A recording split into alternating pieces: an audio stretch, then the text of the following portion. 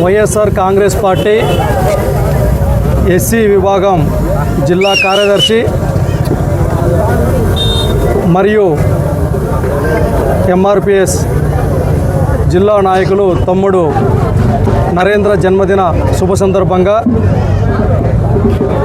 వారికి సంబంధించినటువంటి వందలాది మంది సన్నిహితుల సమక్షంలో జన్మదిన వేడుకలను జరుపుకోవడం జరుగుతూ ఉంది. ముఖ్యంగా వివిధ సేవా కార్యక్రమాల ద్వారాను మరి అదేవిధంగా పార్టీలోనూ చాలా క్రియాశీలకంగా పనిచేస్తున్నటువంటి వ్యక్తి నరేంద్ర.